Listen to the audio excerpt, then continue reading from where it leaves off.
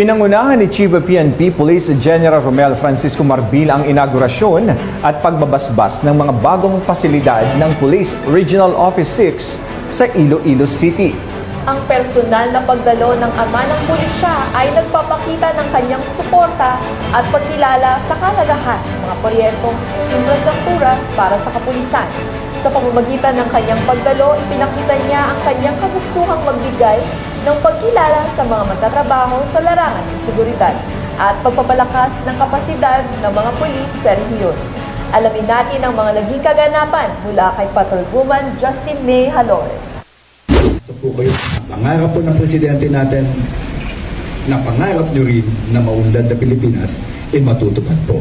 So sa aking slogan, sa Bagong Pilipinas, ang gusto ng pulis, likas ka! Mainit na sinalubong ng Police Regional Office 6 ang ama ng pambansang pulisya na si Police General Romel Francisco D. Marbil. Nito lamang Martes alas 8 ng umaga, ikadalawa ng Hulyo taong kasalukuyan sa Camp General Martin Teofilo B. Delgado, Fort San Pedro, Iloilo City. Ang okasyon ay pinamagatang Inauguration and Blessings of the Pro-6 Facilities na may kagalakang pinuunlakan ni Chief PNP. Sa seremonya, ginanap ang groundbreaking ng Pro-6 Command Center, Drainage and Flood Control System na sinundan ng dropping of time capsule. Tampok rin sa okasyon ang blessing with ribbon cutting at inauguration ng Adoration Mini Park at Multipurpose Building. Pati na rin ang blessing and inauguration ng Pro-6 Road Network. Ang programa ay nagtapos sa kanyang Talk to Men o pagbibigay ng mensahe sa lahat ng kapulisan sa rehiyon na siyang labis na nagbigay ng pag-asa at inspirasyon na ipagpatuloy ang kanilang dedikasyon at pagmamalasakit sa komunidad na laging handang magserbisyo ng tapat sa bayan. Dahil sa Bagong Pilipinas, ang gusto ng pulis, ligtas ka.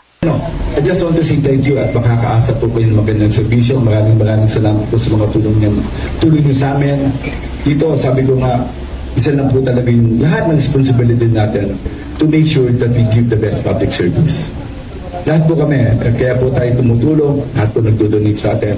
We have only one goal in the government, really to give the best public service. Mula rito, sa Police Regional Office 6, ako ang inyong PNN Correspondent Patrolwoman Justin May Halores. Alagad ng batas, tagataguyod ng balitang pulis. Maraming salamat, Patrolwoman Halores, at marami pong salamat sa ating Chief of PNP.